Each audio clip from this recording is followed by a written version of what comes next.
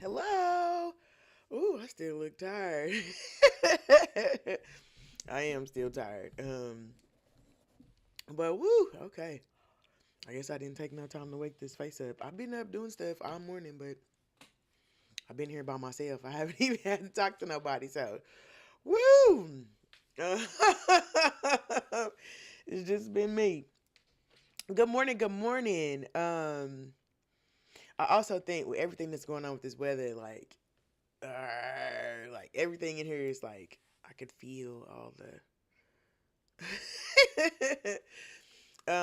It's been sunny, and then it'll rain, and it'll be sun, and then it'll be rain, and then it'll be sun. And this is probably the rainiest July we've ever had. I don't remember it ever being like this. But it's it's been cutting up. It's been cutting up. It ended up downpouring last night. I was like, dang, I didn't get the cushions from the patio put away because I didn't know it was gonna rain, right? What is going on? Anyway, it's been a lot of stuff going on, like with the rain and the floods in Texas, and oh man, that just oh, all those kids. There's a lot of kids at camp. There's a lot of people on vacation with their grandparents and in their cabins and all that stuff, and it's just like, oh man, it sucks, and it sucks because like these are not all of them, but a lot of them are senseless. A lot of them are because of greed and because of the times that we live in, that a lot of those children will never see. A lot of those families will go into those empty rooms for the rest of their lives because we chose this. It's what we chose, and it's gonna keep happening. Like, I know this is not the time and nobody wants to connect the dots, but what I see happen so often, especially in my almost 44 years of being here, is that we do things. We know there's going to be consequences. There are people telling us there's going to be consequences. We still do the things. And then when the bad part of it happens, we don't connect those two dots together. We move on. We don't say, oh, this is happening directly because this is, no.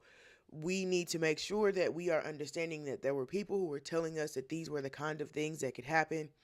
There were people who were telling us now, they're going to need complete disaster aid. They're going to need a complete overhaul, but that's a thing now, with climate deniers, and do we need this department and do we need that department, and the support that people were accustomed to in these time frames is not there, and so it's going to make it so much worse. Like, this is only the beginning of the misery that's going to be the rest of their lives. It really, really sucks. And so shout out to the people who are on the ground right now, the first responders who are out there. One of my best friends is a firefighter, and she's had to be out there, and it is rough. It gets rough. So, shout out to the people who are putting themselves in harm's way to try to clean up this mess. But yeah, so hold your kids a little bit tighter, hold your partners a little bit tighter, and because some people won't have that opportunity. So, man, it just sucks because it's like so much chaos and so much loss of life that could be prevented. There's so much loss of life that could always be prevented, but we're not people who participate in the present to know that this is how we got there. We have to wait until it gets to the bad part, and then just the same way as it did with Nazi Germany. There were people saying this is not good, this is not right, but that we have to let it go to the furthest that it can go before we learn a lesson. And I'm like, we don't have to keep doing that. We can learn some of these lessons from stuff that's happening, and we can everybody swear they got pattern recognition, but everybody's on the spectrum until it's time to actually recognize some patterns, and it's just ridiculous. So we being present and being a part of the regime and being a part of the history, being a part of this section in history that is doing this, and having this on my legacy, like the years that I was here, like this is what we were doing the years that we were here, like Ugh, we're disgusting. We're disgusting. And yuck. Well, you know, it's a great day to be black. I'll say that. It's a great day to be black, man.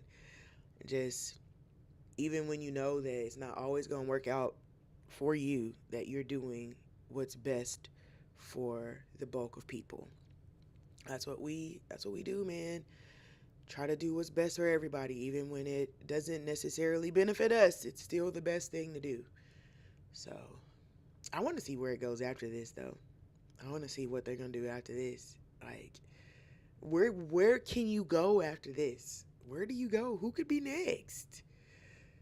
I tell you what, there is about to be. Oh gosh, there are about to be so many mediocre people, and you know what kind of people I'm talking about. There's gonna be so many mediocre people running for offices now.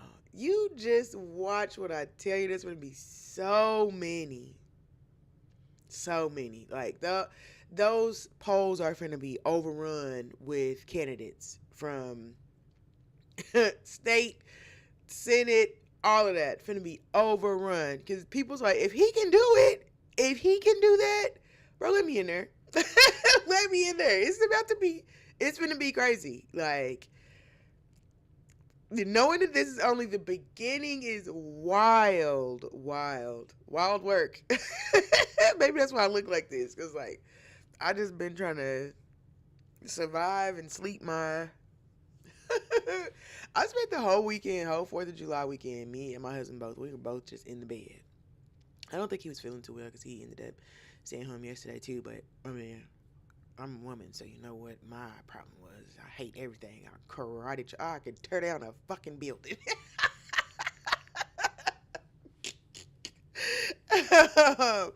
But I did. I spent the whole weekend in bed, like the whole thing. Yeah. So, but but I will say this. Now hold on. Let me clear my own air. I've been doing 30 days of rowing, and I'm on day 8. No, I'm on day 9 today. Yeah, day 9 of rowing. Hold on, let me count because I don't even remember when I started. Yeah, I started on Monday, so I'm on my 9th day of 30 days of rowing. And let me tell you something. Let me tell you something.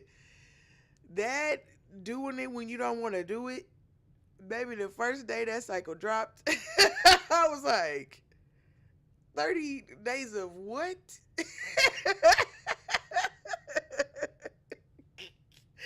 I went out there and did it in my pamper and a bra out of protest.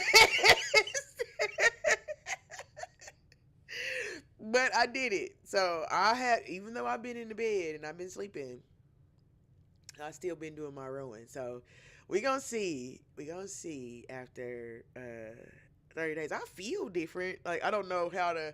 It might just be because like I don't normally do things I don't want to do. Okay, and I have a system about how that works. And so if my body don't want to do it, but my mind wants to do it, then I want to do it. Right. So I do it. If my body don't want to do it and my mind don't want to do it, I'm not doing that. I'm not doing that. And that's how I felt. That's how I've been feeling these last like 4 days. Is neither my brain nor my body wanted to do it, but we still got up and did it. And so that might be the high that I'm riding, and where I feel like I feel different because I'm doing things that I don't normally do. Like if I don't want to do something, I'm not doing that. I don't want to do it. But sometimes there are cases when there are things that I don't want to do that still like I do want to do it. I just my body doesn't want to do it. And I still do those things. And sometimes even if like pieces of my brain don't want to do it, but like if I want to show up for my friend, but like I'm at the bottom of what I have,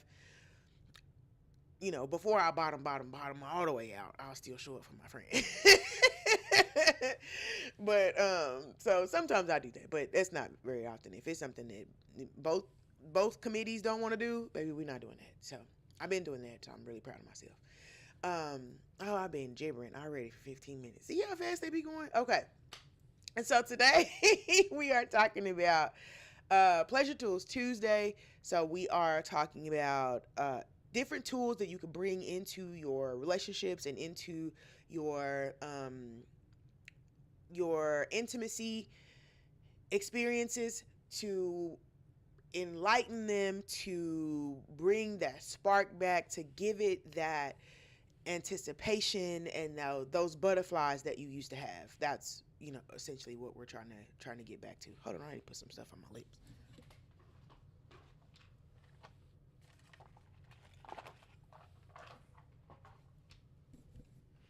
I'm looking a little bit rusty.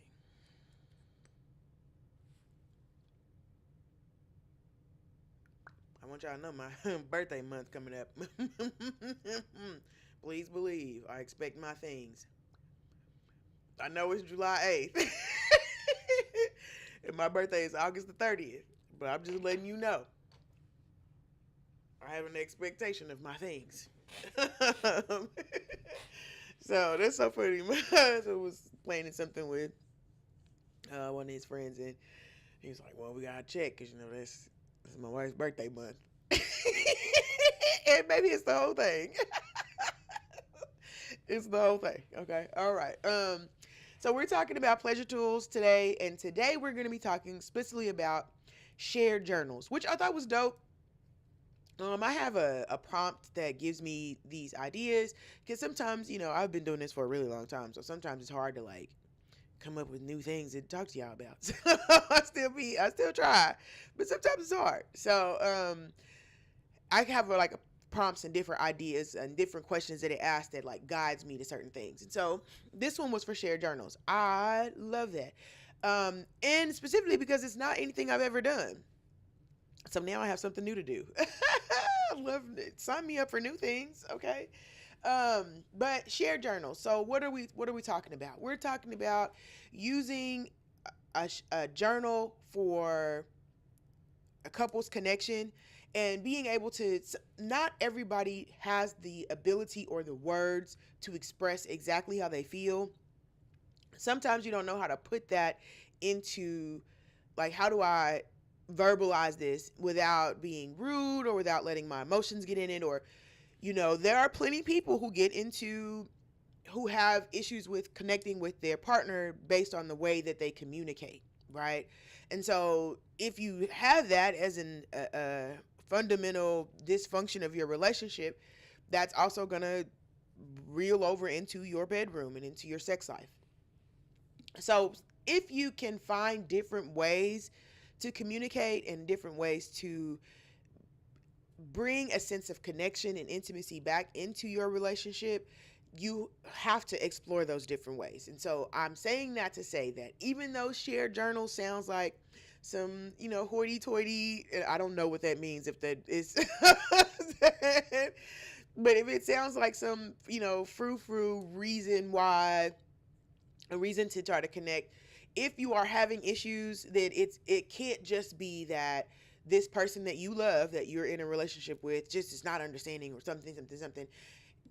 Many times what you're looking at is a disconnect in how to communicate. And so this may be a way that you can communicate with your partner that may seem out of the ordinary, but may also actually work.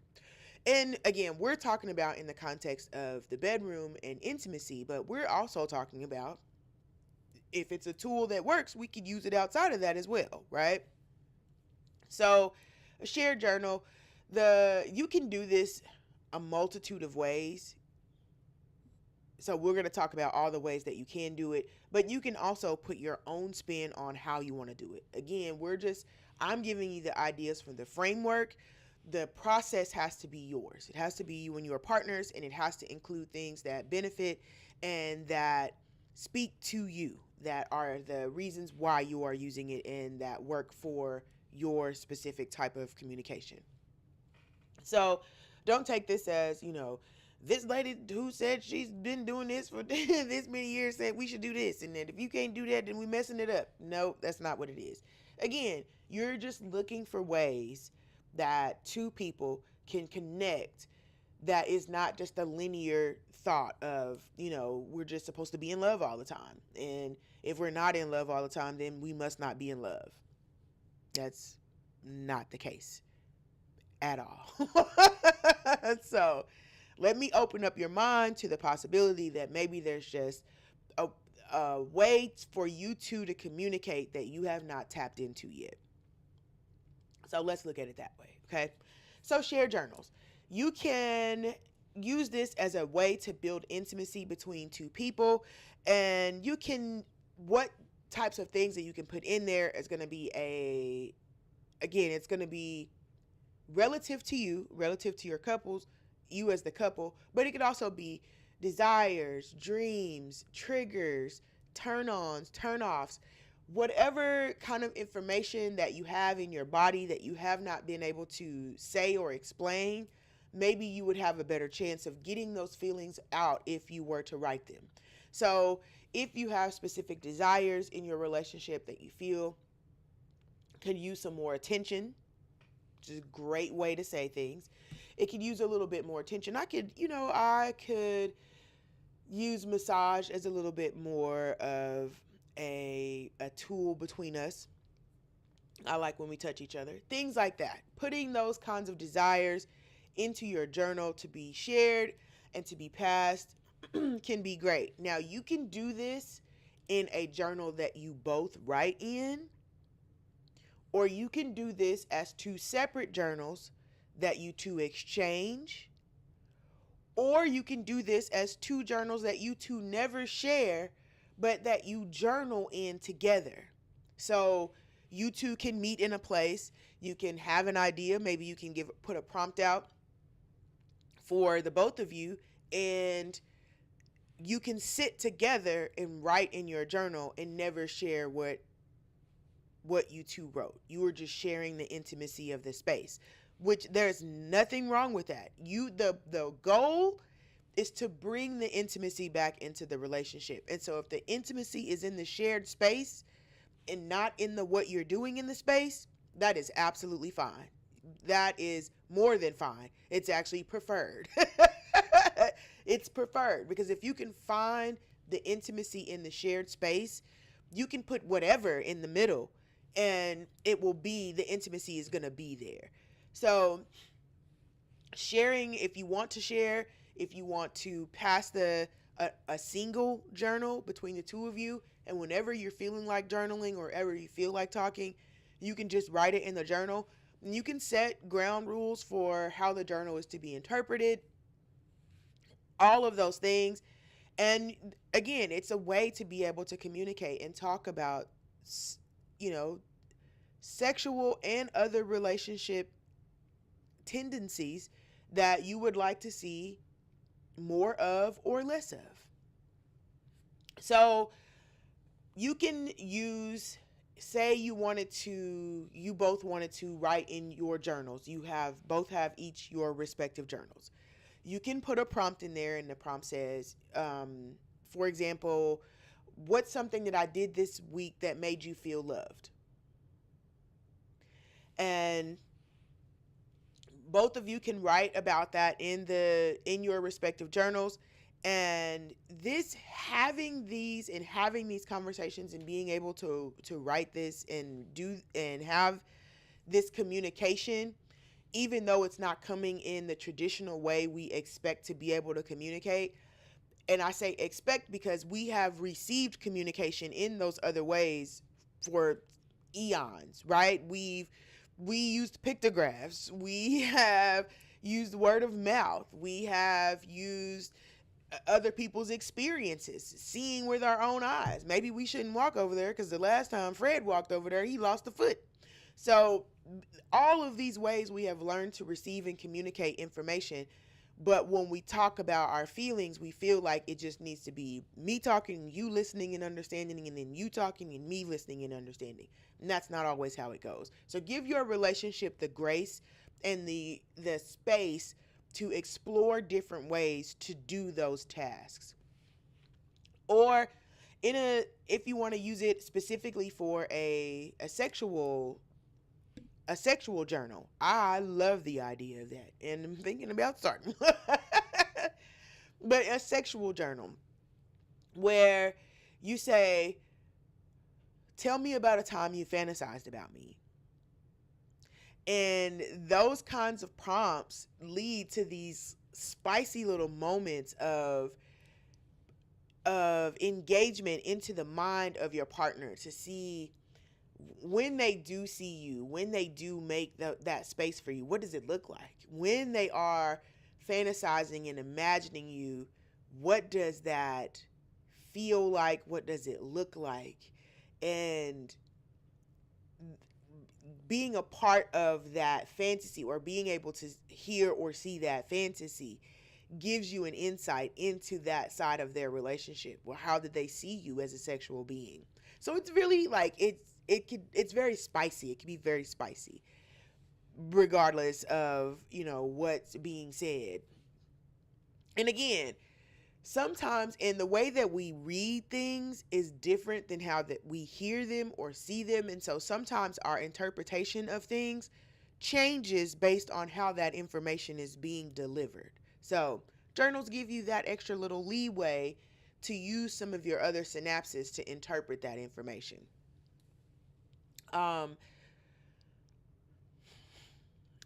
So shared writing also gives you and your partner the opportunity to be seen and understood. Again, when we're talking about that cognitive, being able to receive the information, sometimes our senses perceive that same information different ways.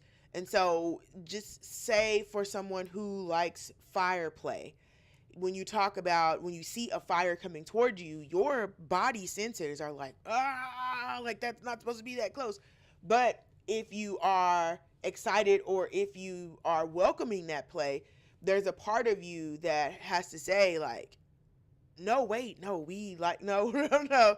I know that this is scary, but we actually want this. Like, we signed up for this. We like this. And so it gives you the opportunity to feel like, even though it's this scary thing, it gives you the opportunity for your body to say, hey, no, like, we do like this, we do see this, we do want to explore this more.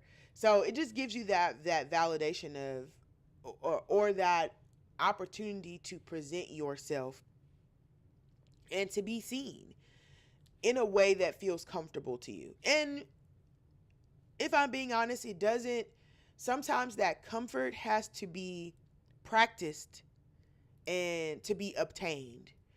It may still be uncomfortable in the beginning. Anything you do, any new thing you do, is going to feel uncomfortable in the beginning. That is a really, really difficult thing for me to grapple with as a Virgo, because I'm like, I should be good at everything as soon as I start. What do you mean?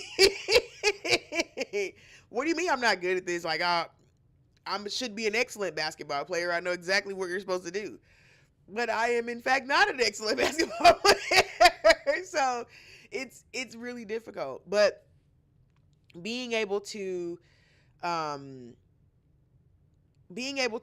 have that as a model and an opportunity to feel like you can express yourself and you can be validated and be seen for in this moment where you may feel very, very vulnerable.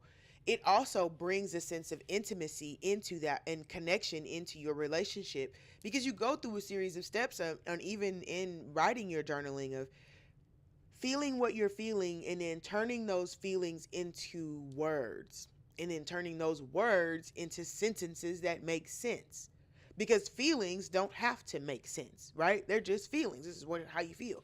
But you have to take that that bunch of feelings and then turn them into words, and then turn them into sentences that make sense, that can be received.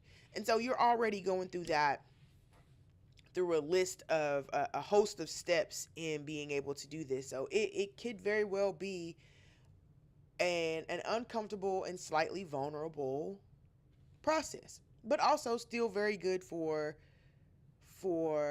bringing that closeness and that connection, especially if it's something that you're both feeling. You're both feeling anxious about having to do this. You're both feeling like, oh, because being seen is great, but it's also like, being seen. Me and my best friend was talking about this the other day. He got rewarded for doing 150 years in, this program that he's been in.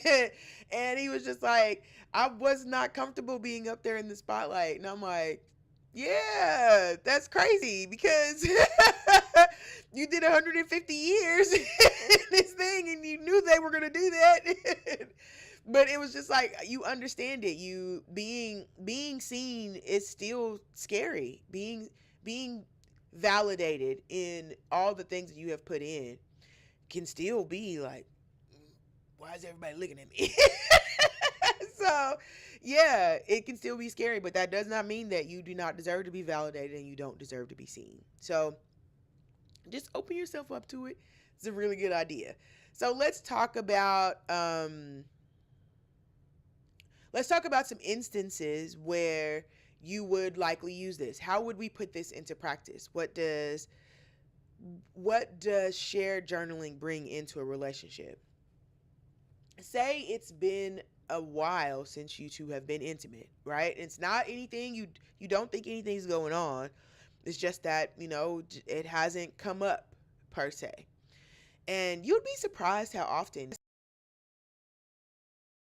it's not just I think that when people believe that two people that like to have sex with the other person that's there are there, that they're just always having sex. Excuse me. And that when you're with someone, you're just supposed to always have sex. But people keep telling you that's not how that works. But people still have this diagnosis of a relationship that, if you're supposed to just be having sex, that you're there, and not realizing that sex, like everything else in a relationship, takes work and planning. All the other things, everything else takes work and planning. Sex is also going to be one of those things. And so you can say you haven't had sex in a while. You and your partner haven't connected. You haven't had any intimacy in a time frame that you feel like is beyond, don't come in here. It's been 2 days and getting on that person's nerves. They're getting on that man's nerves because it's been 2 days. But you know what I mean. Work and the transition from school to summer school, finding daycare, doing sports, taking care of the dog. You have aging parents, work demands, vacations, friend responsibilities. There's so many things that can just wear you down throughout the day that you just don't consider it. You don't consider eating. If you're not thinking about eating, you're not thinking about sex. So they call it girl dinner and stuff for a reason. Like, you are not giving sustenance to your body. And you are also cutting lots of other things out of that process. And so lots of other things get cut out of that process.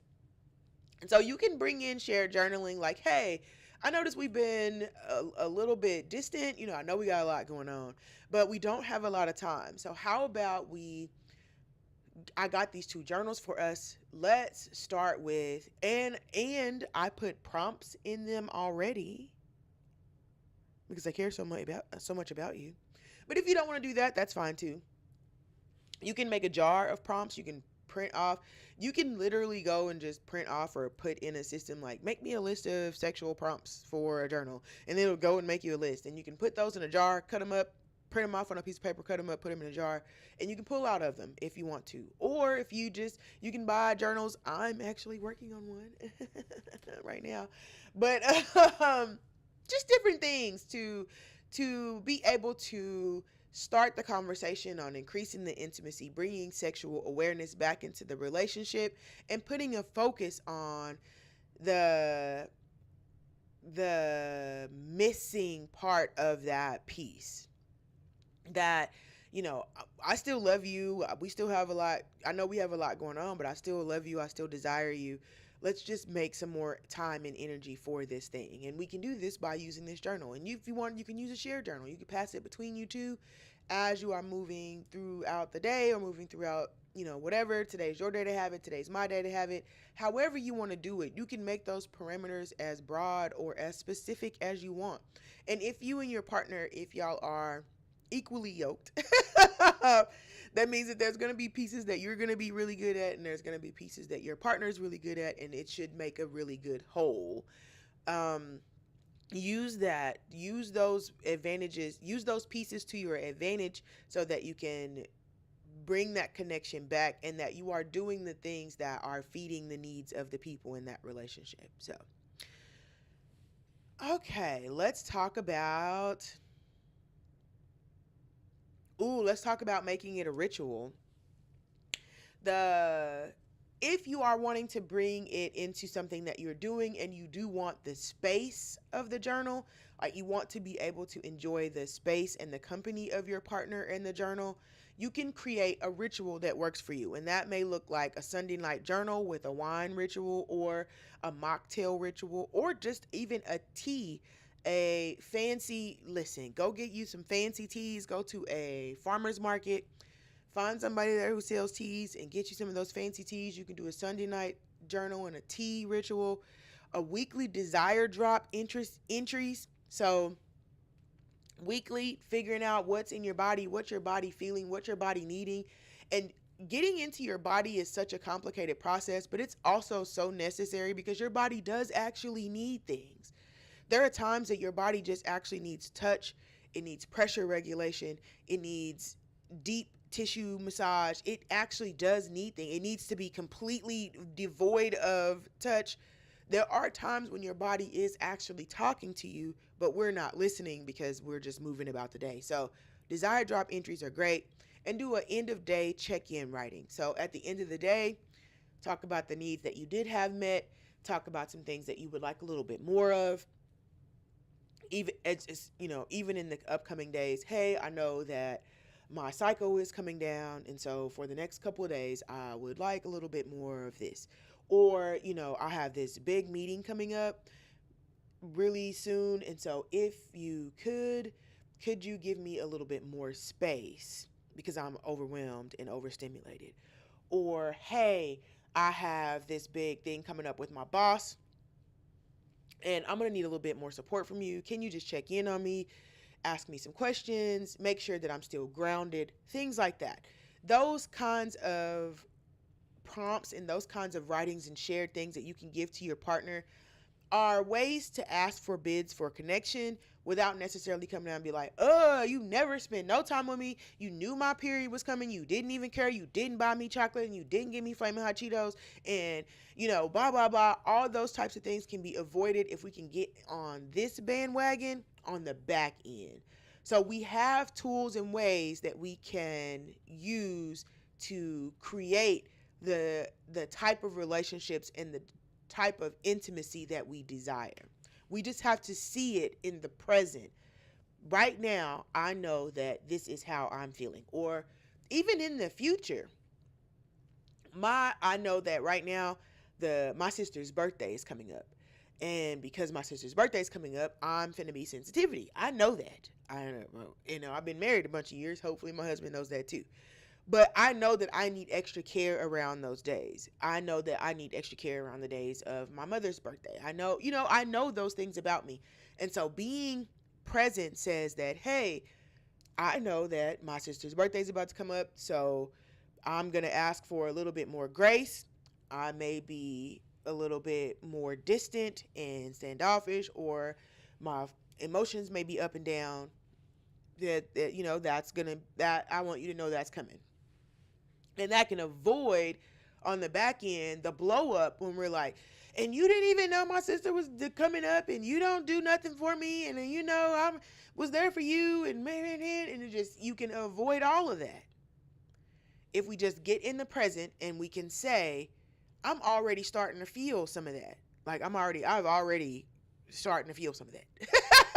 Like I was just rowing my life away, and Tiana Taylor's Forever Yours came on, and she was crying, so I just started crying too. I'm like, what we crying for? This is why you don't roll the R&B. But no, shout out to Tiana Taylor. Don't do that because that's my girl. But I'm already starting to feel the effects of that, right? So I know right now that's only going to become more heightened as the day gets closer. So I can put those feelings down and not create chaos with my emotions right now because I know I have a lot of things going on. And that doesn't always work. Sometimes you still blow up. Last year I think I did blow up. But I didn't blow up. I didn't blow up bad, but I did it got me last year. And again, this is my sister has been gone now for how old is Taylor? Like 8 years. So it's been years. It's been 8 because it was the year that I met my husband. So it's been 8 years at this point, and I blew up last year. So it's still gonna happen. That's still gonna happen. But you have to be able to catch it in the thick of it, so that you don't get yourself in this situation where you are trying to repair something that could have been caught on the back end. And speaking of repair, we also need to be honest have a conversation about fighting fair. And fighting fair in relationships is something that a therapist is going to have to teach you how to do, because all of us come from unique circumstances that make who we are. Some of those circumstances have a wide group of variants, like, poverty. But some of those circumstances are also niche, like poverty and abuse and addiction. And, some of those, when you start drilling down, they get into very niche perspectives that you are bringing into a relationship. And a therapist is going to be able to talk to you and talk to your partner about how to fight fair. So because again, you're not necessarily fighting. You're trying to communicate each of your desires and needs, why you did what you did, blah, blah, blah. And that comes from some things that you are not able to tell. The reason why you did, or why you blew up like that, or why you communicated the way you did, has a small portion to do with what happened, but a larger portion to do with who was the person receiving it and what's the background of that person.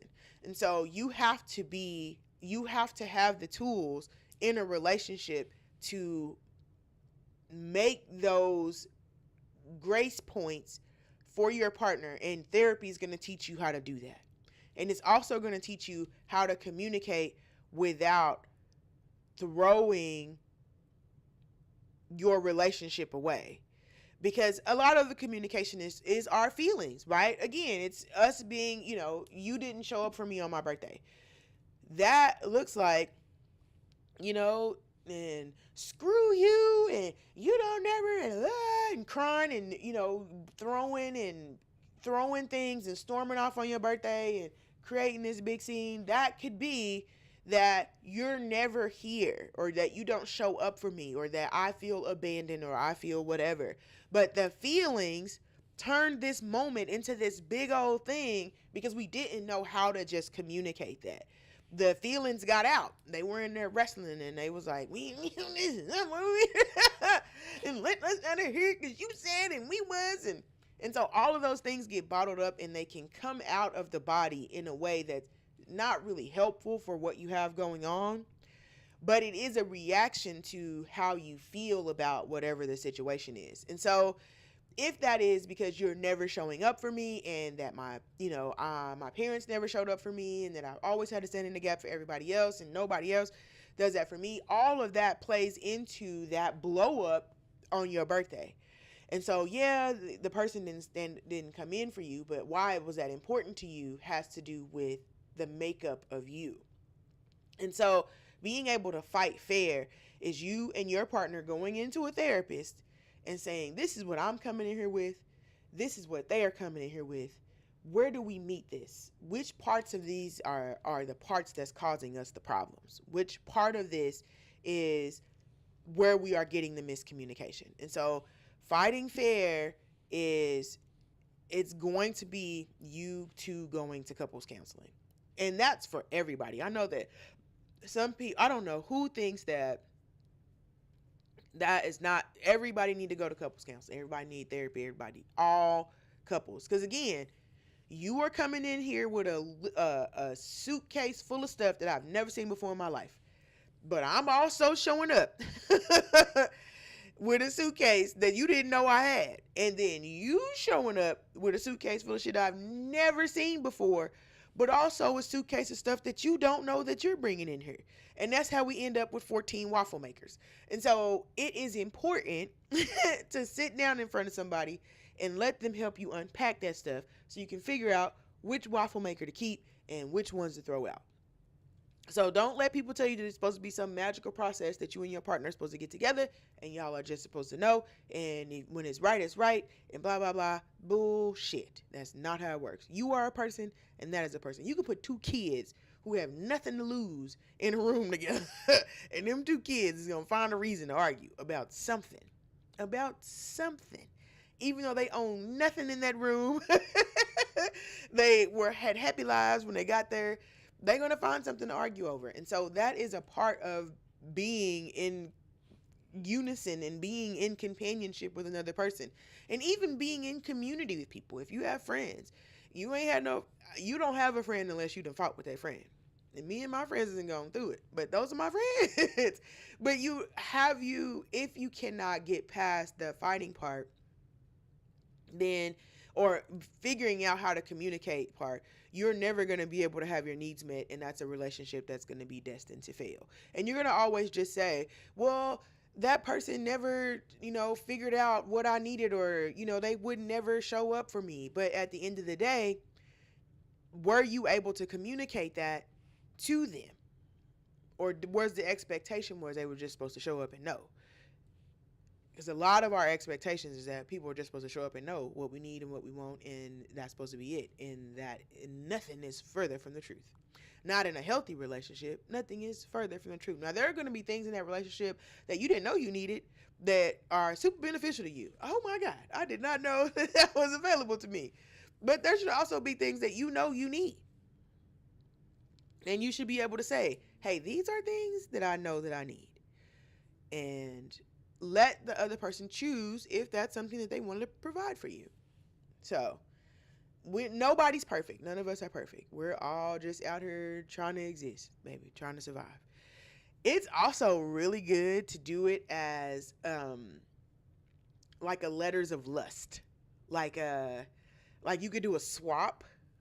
Like, oh, I saw you earlier on Tuesday. I saw you and you had on this pink see-through number and you were standing in front of the door and the sun was shining in and I could see the outline of your muscles and like those types of things are hot.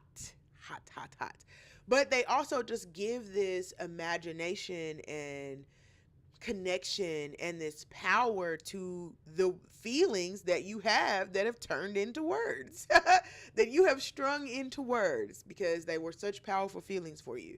So think about it as a genuine and real way that you and your partner can bring connection and bring awareness into your relationship without having to actually use your mouths or use your words. You are using your words, but you have the time to write them down and to figure out the best way to say it. Because it may sound like you never fucking care about me. But what it actually is that I was hungry and you didn't offer to get me anything to eat and you let me starve. And so when you have to write it out, it sounds ridiculous. But when you hungry, you say, you never care about me. That sounds like a legitimate argument to you. But so sometimes it's better to write it down and write it out so you can see the words that you want to say. And you can choose those words before they're said. And that's the beauty of writing, is that you actually get to choose the words before they are said. You never have to take anything back if you can look at them and you can choose and pick. That's not how I want to say that, or that's leading into the wrong direction. That's not where I want to go. And so use your writing, use your journals, use your tools to bring that spark and bring that ease back into your intimate connections. You can also use those to, it doesn't just have to be words. You can use art, you can use songs, you can, I mean, it can be like a couple scrapbook that you both are building, or that you are building for each other, or that you are building for yourself, that is a reflection of your relationship. Like, there's so many options, there's so many different ways to see how this could be helpful to a relationship, and how it can bring that power back into a relationship and into a sexual connection, and even bring energy back into the actual sex. Because if you can see your partner and start the process, but also imagine the words they wrote about you, imagine how they see you when you are looking at them face to face, or when you are in close proximity, or when your bodies are touching, knowing how that makes your partner feel, and replaying those words in your mind, that actually is going to increase the intimacy and connection in your actual sex, like in the actual act of sex. And so, I mean, who's turning that down? Who's turning that down? More, please. More porridge, please. Please, sir. So yes, give your relationship the best chance that it has to get intimate and to get kinky. And um you can also actually use it to for like a consent checklist. Use it for a consent checklist. What are some things that you want to do? What are some things that you don't want to do? What are some things that you are interested in but have not yet tried? Or what are some things that have piqued your interest but you're not quite sure that we should talk about this yet? All those types of things. Those are great places to put it. Or even just like kinky notes to each other. Like, I would love to kiss you blank, blank, blank. Or, I would like to be pressed up against you in the grocery store. No words, no nothing. Just pressed up against you in the grocery store for 30 seconds. That's it. And it doesn't have to be anything big. And what does that do? Like, okay, somebody wants to do that. What does that do? We are mammals, and mammals are creatures of touch. It is important to mammals. It is a part of our developmental journey.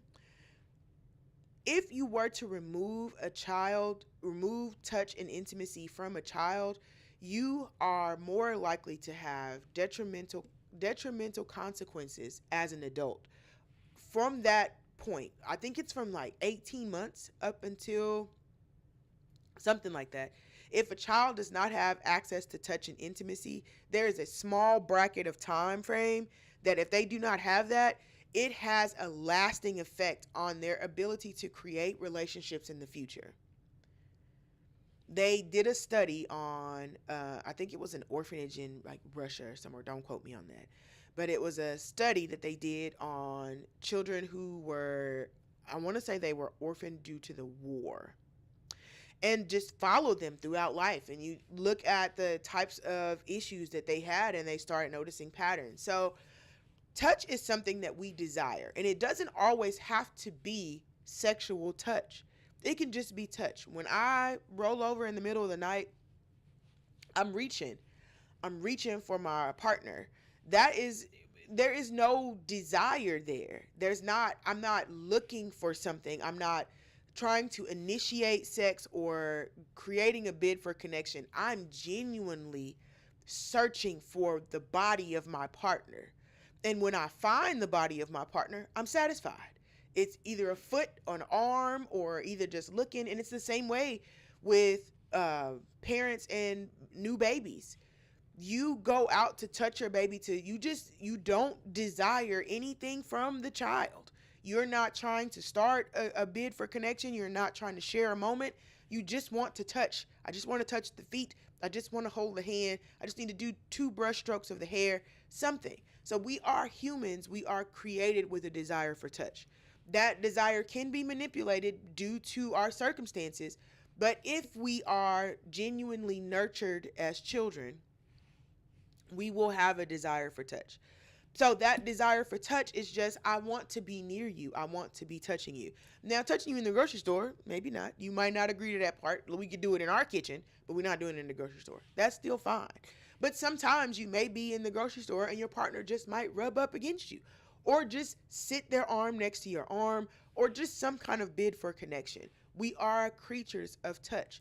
And so sometimes that is what your partner will desire. And if you are a person who has experienced trauma around touch, or is touch averse, you may have reasons that is, and you may not understand, like, why do they want to do that? Like, I'm not understanding why you just want to be sitting up under me.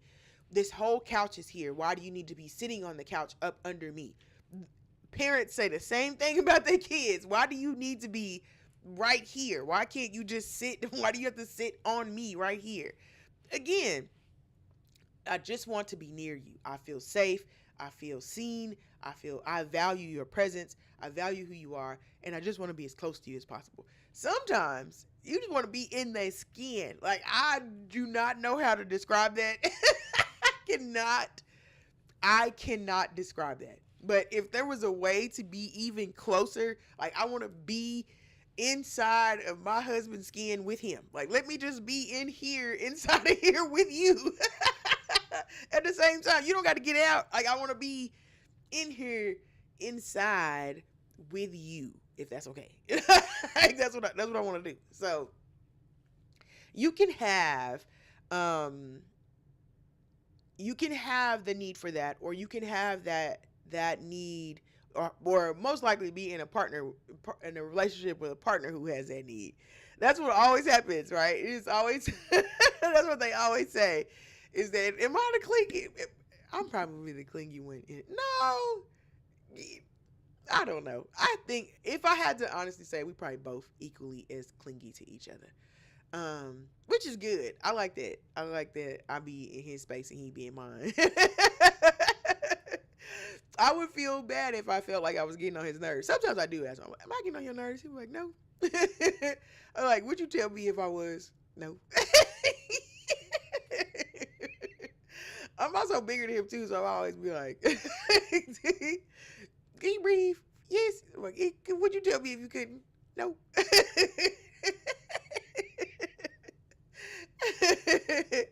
Hey man, you love who you love. So don't necessarily think of it as, this annoying chore that you have to do to try to connect. Sometimes when you're doing it in a way that doesn't feel genuine, it will feel like that. It will feel like a chore. You're like, oh, okay, you want me to touch you. So here I am putting my arm on your arm because you want me to touch you. But maybe that's not the way for you. Maybe that's the way for them, but maybe not for you. So, but here's the thing. If it's for them and that's something that your partner desires, you should want to do it because your partner wants you to do it. But not to a point that it makes you, there's a fine line. And I know that, everybody has conversations around this, but I don't know nothing about basketball. I don't know shit about it. I didn't grow up in a basketball household. My husband loves basketball. I have no feelings toward nothing. I don't care either way. But my husband loves it. So I'm interested in it because he loves it. And if anything that makes him excited should make me excited too. Like, I'm happy that he's happy, that basketball makes him happy. And so sometimes there are things that you are going to do that, like, don't necessarily, I don't feel inconvenienced by basketball. So maybe that's a thing. But if you feel inconvenienced, then definitely there's boundaries to that. There needs to be a conversation about compromise. But if you don't have an aversion to that, then it should be no issue for you to do it. You should want to do it because your partner wants you to do it. And so that doesn't necessarily revolve, just stay in the confines of touching. That should be, there should be things you should want to do things because your partner wants you to do them. If your partner wants you to wash dishes more because it helps them around the house, then you should just, I know you don't like washing dishes, but you should want to do it because your partner wants you to do it. And it helps them out, right? But again, everything's not for everything. Every quote is not for every context. So, do with that what you will. Don't use that. Don't weaponize that. But there are going to be things that if you are a parent, there's gonna be shit that you do not want to do that you're gonna still have to do because your kid needs it, right? Because your kid likes for you to do it. You gonna go see Spider-Man 651,000 times because that's what your kid likes for you to do, and it is annoying. I get it, I get it. But you do it because you know that makes your kid happy, and so that's not a thing that is shared between parents. That's a thing that's shared between humans. That when you find a human that you like, and usually you make a human that you like most times, but when you find a human that you like, you want to do things to make that human happy, and that some of those things are going to be things that you probably don't care nothing about. I remember when I used to date, I used to make boys take me Pokemon hunting. You want to go out with me? We finna go Pokemon hunting. Ready? Some did it. Some thought it was stupid. Some would just drive me around like, okay, me done. But whatever. I'll take you to your little Pokemon stops. But again, you there's gonna be a level of compromise, but that compromise is not gonna feel like a compromise. It's gonna feel like something exciting that you're doing, that you're sharing with your partner. And journaling can be one of those things. It can it could be reading together, could be one of those things. And you could be reading the same book, you could be reading separate books, you could be reading the newspaper. Again, sometimes the intimacy is in the space and not in the activity. So leave it open for that as well. Is sometimes bring it for the intimacy to be us just sitting on the couch reading a book with a part of our bodies touching. It doesn't have to be a big part. You can lock big toes if you want to. I don't care. But let's just spend some time together and share the intimacy in the space and not necessarily the activity. So I hope that helps. I hope it gives you a framework for you to see what could be true and what could be the option for you as someone who is in a committed relationship, because you do feel like at times when you're in a committed relationship of like, is this it? Like, you're gonna run into those times multiple times throughout a relationship. I be talking to my best friend's grandma, and she's 91 years old, and we be talking about her husband and stuff, and like, people, like, it's always been what it's always gonna be. Relationships are hard because you're taking two people with two totally different luggages and then two invisible luggages and putting them in close proximity to each other and like make decisions together.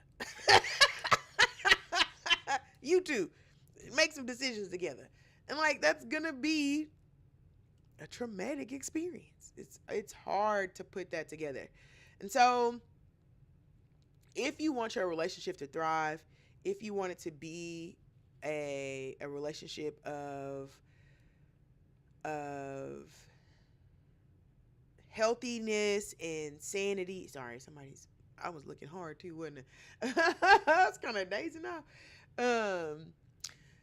If you want it to be a healthy relationship, if you want it to be a prosperous and virtuous and a pure relationship, and when I say pure relationship, I mean you two genuinely want to be together.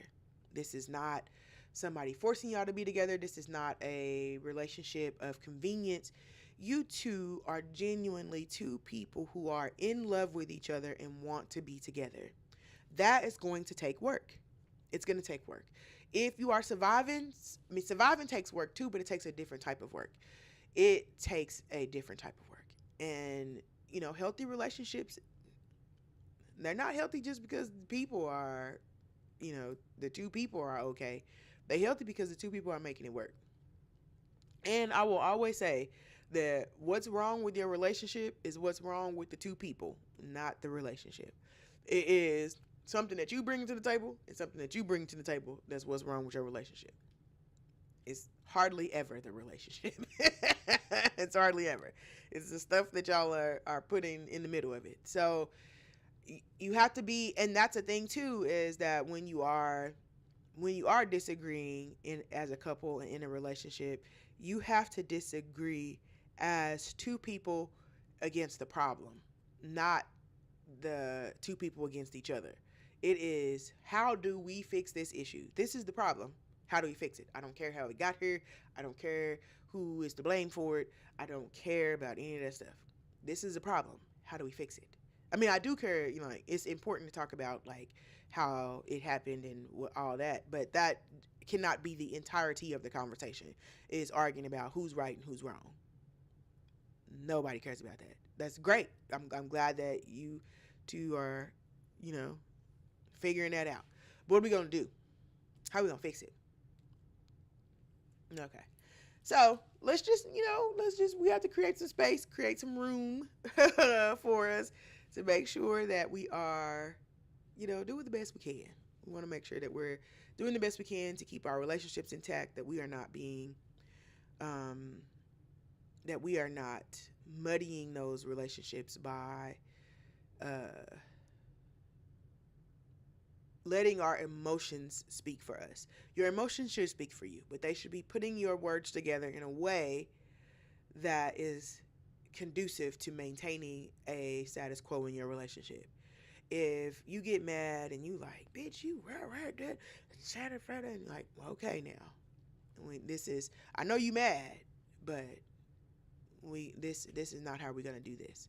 So it's gonna take some accountability on both of your parts, because arguing is hard. Usually when you arguing as a young adult, when you're not arguing to really say your piece, because no one really cares what you have to say. So you're arguing to defend yourself. That's what it's the only reason that young you would be arguing, is to defend yourself. And then old you comes in and we have to argue. And the only reason I'm here to argue is to defend myself, because that's what I've always done. It's the only reason I've ever needed to argue anything is to defend myself. So, it's a framework for everyone. We're all building, we're all growing, we're all trying to figure it out. So using a shared journal helps. And speaking of that, if you are interested in going through a kinky journal journey, I'm working on a new journey called Naked Truths. 20 questions well, hold on, I'm finna lie. What's it called? 20 questions to awaken your sexual self. Okay? And this is it's an introspective journey on asking yourself the questions that you need to be able to honestly answer to have a healthy relationship. So that's going to be coming soon. That's still very new, so we don't know when that's coming out. But I do have 3 other journals. I have a 28-day sexy self-care journal for both men and women, or for feminine and masculine presenting, however you identify. You can use either journal. Those 2 journals are journals in awakening the sexual energy. So they give you options and things. You have a task to do every day that's supposed to bring sexual energy into your body, to help you notice and to harness some of that sexual energy. That is going to be your 28-day sexy self-care journal. And then I have another journal that is an adult exploration journal. In that journal is a couples journal that is a 30-day kinky activity journal. That's what it is. It's a 30-day kinky activity journal, and it's a couples journal. You can use it for self-play, or you can use it for couples play, but it's used to help you realize where your sexual energy lies. Like, what kind of things do you like to do? It gives you things to do with your partners or with yourself that are specifically are specifically made to feed your sexual energy and to bring adventure back into your your bedroom. So let me give you the link for that for my, if you are looking for some new journals to pick up, I priced them as low as they can make them. They changed the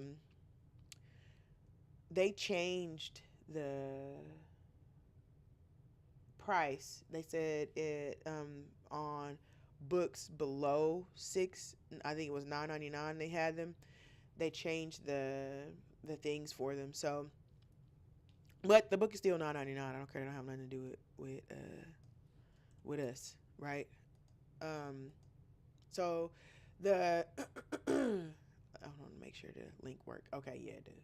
So here is the link to my Square site that has the journals on them. I also have books. You have some of the books on there, and then some of my um, bigger webinars are on there as well. But we have 28-day sexy self-care journal. We have the adult exploration journal, and then I have the naked truth journal coming soon. So we are going to, we're gonna have some good stuff. We're gonna have some good stuff. And again, it's a great way to be able to connect with your partner, to be able to bring that joy and bring that sex back into the relationship. And using alternate methods to do that, whatever it takes, honestly, whatever it takes for us to be able to connect and to share in that intimacy. We're more of that. We want more of that. Okay. Yes, absolutely. So feel free to peruse the website. If you have something on there you want to buy it, all of these will come signed if you order them from the Square site. But you can also buy all of these books on Amazon as well. So if you just want to throw it in your cart along with something else that you have going, you want to pick up a couple of little extra things and throw the journal in there, I'm with that too. I'm just fine with that. But if you do want it signed, you need to order it from the Square site because that comes from me. All right. So let's talk about what we have for the rest of the week. I need to update this. Hold on. Open the source properties. Let's browse through there. I'm going to get to a point where I have this done. Sometimes I do have it done. I'm not going to do that to myself. Sometimes I do have it loaded when y'all show up, but sometimes I don't. So,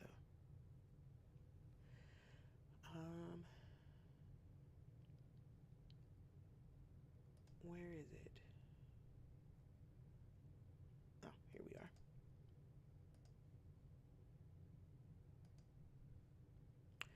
All right, so here is our schedule for the week. We did yesterday on Mondays for the month of July, except for next Monday because I'm going to be off next Monday.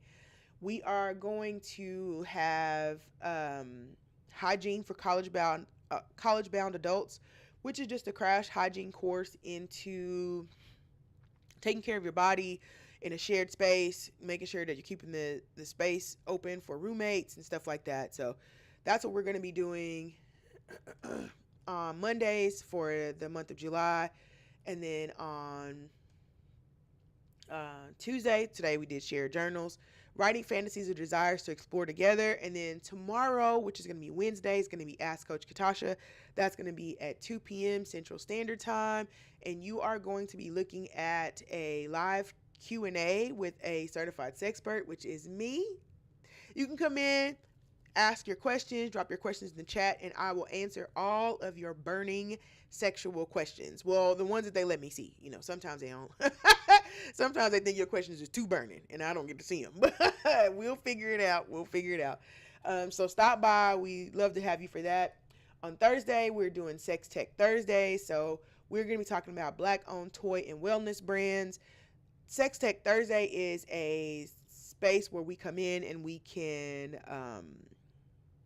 talk about new technologies and advancements in sexuality, and Black people being able to own toys and have toy brands is definitely a part of the future. Okay, that is not something that was happening back in the day. So congratulations to all the Black owned sex brands. Shout out to you. You did that, and we'll be talking about that tomorrow at 12:30 p.m. Central Standard Time, and then on Friday we're going to be doing late night with Coach Katasha, and I'm actually going to have my girlfriends in the studio because it's my Friday to make for our monthly date, and so I'm going to have my friends here. We're going to talk about stuff and kind of shoot the breeze with the mailman. I might put them on. I'm telling them to get dressed. Like, put your clothes on so so the people can see you. Because last time we just kind of sat off in the back while we talked. But yeah, we'll see. We might. Yeah. So yeah, we're doing that late night with Coach Katasha. That's going to be 9 p.m. Central Standard Time, and then make sure that you're following us and that you are liking and sharing our videos, following us to make sure that you're getting notifications on when we come on. I am not on all willy-nilly, so you are only going to see the notification during the streaming times. I would like to be better at that. I'm not. So you're only going to see me, you're only going to get the notification when I'm streaming during the streaming schedule. So feel free to stop in if you have any questions that you do not want attached to your name. You don't want people in your business. I completely understand. You can come in, you can ask me your question. You can send your question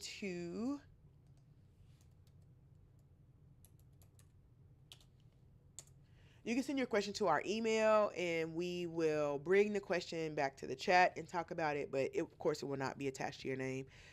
We don't want you in trouble. I did have some people arguing in the in the chat once. That was fun. What are you doing here?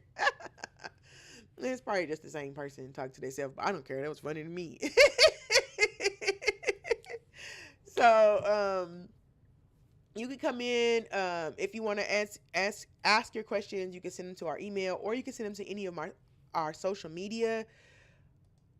We check the inbox for requests, or you can send it to the website. Either way, send it to us however you need to send it to us, but we will get you answered and get you up and going. Okay, and that's all that matters. So make sure that you are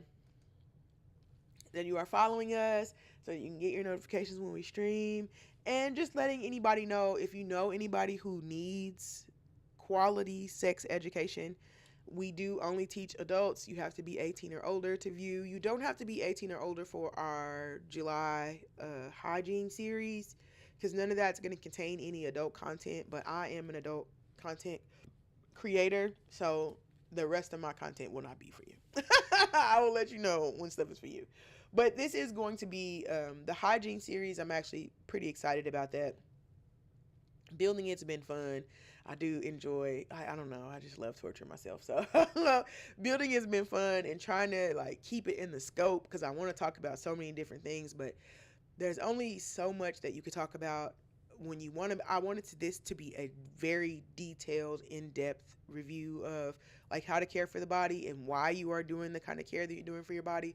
So I had to just stick to that, and man, it was tough. It's so tough, but it is necessary. Hopefully in the future, that somebody will find it on YouTube or something, and will be able to get the information they need on how to take care of their bodies and get the best start to their adult college life, because that can be difficult. It can be a hard lesson to learn if you have to learn it in front of everybody, right? If you become the joke, or if you have to wear the stigma of public shame, along with the fact that you were musty. So it helps you to be able to combat some of that, and maybe we can catch some of that before it starts. That's the goal, hopefully. So, anything else? Let me check the chats. Let me see what y'all got going on. What are the people talking about?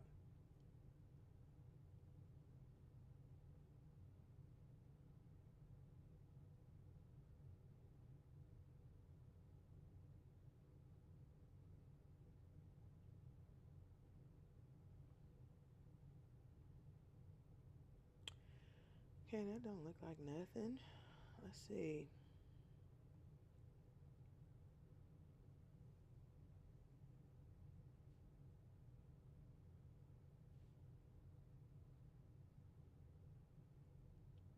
I think we have more rain in the forecast too. I think they talking about it's gonna be some more rain.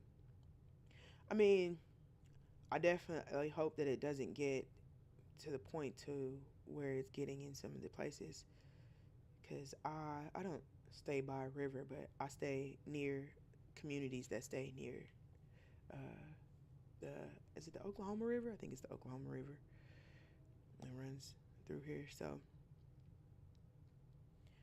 I do like the rain, but I am concerned. The rain is good for my plants. My tomato plants have been going crazy. I love that. Sign me up for two more of those, please. Oh, I wouldn't be able to do that.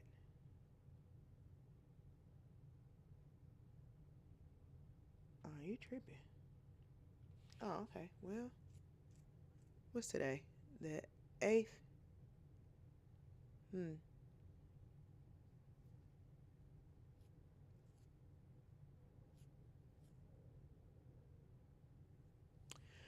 Um, ooh, that'd be a good question for.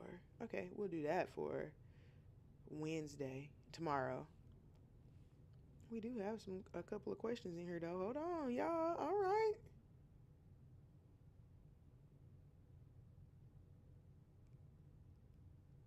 Ooh, that was kind of good. Okay, okay, okay. I'll have to copy those over. I'm not gonna do that right now.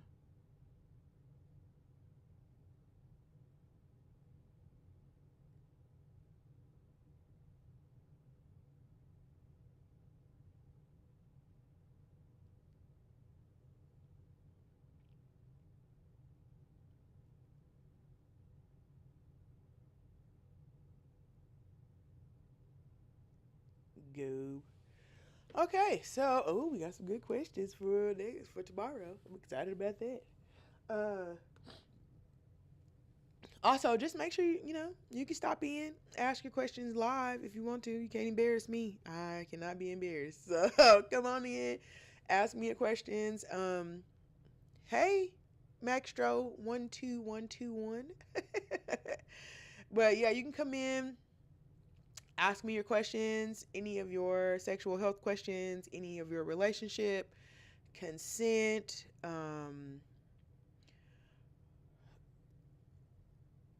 any of those questions that you might have. You can drop in. You can ask me tomorrow at 2 p.m. Central Standard Time. Now, they do. Sometimes there are words that are automatically moderated. Um, and so if you leave those words in the chat, they automatically pull the question and I don't get to see it. So if you ask me a question, if you come to the chat tomorrow or come to the show tomorrow and you ask a question and it doesn't show up or it seems like I'm ignoring you, I'm probably not. It just hasn't shown up in the chat because they've moderated it. So if you can, I'm really good with my context clues.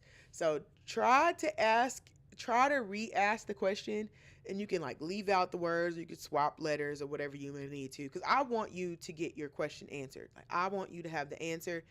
I don't care if the question is considered vulgar or like whatever. I don't want you out doing reckless and wild stuff when I am here to help you do reckless and wild stuff safely. So come in, you can stop in, ask your questions. If you have a question that you don't want attached to your username, you can send that question to expressionoverrepression@gmail.com and I can answer it. I'll bring it back to the chat on Wednesday and we can talk about it. Bring it back to the stream on Wednesday and we'll talk about it live, but not as, you asking the question. You become anonymous when that happens. So, feel free to come in, ask about sexualities, ask about dating, ask about relationships, and you know other types of ships that you might be in. Whatever, and we can talk it out. So they say that those questions go to like some mailbox, but I have not been able to find wherever that mailbox is. Um,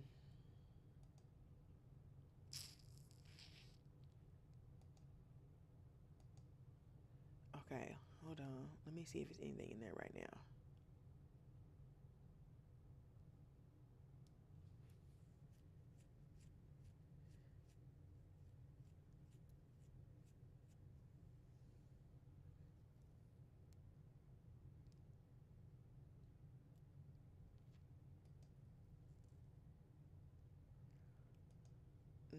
Okay. No, it doesn't. I don't know if it's where I'm supposed to be, though. I think I am.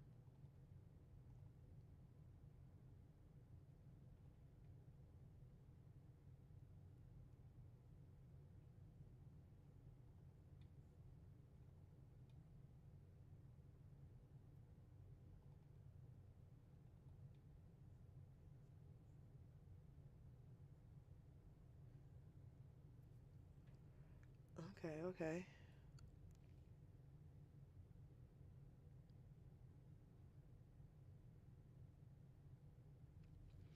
Nope, I don't see anything in there. So I don't know. I don't know where that goes. Like I'm in the moderation and it's supposed to be like an inbox of some sort that like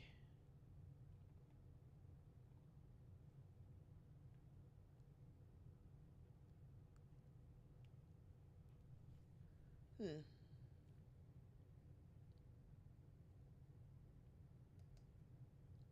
Yeah, I don't know. I don't know. I don't know.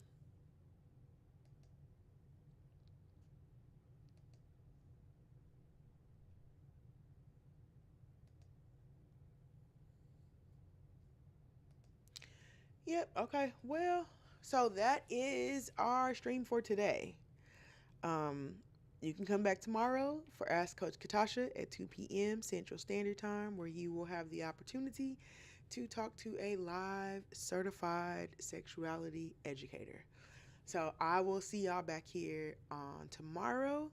And in the meantime, play nice. Peace.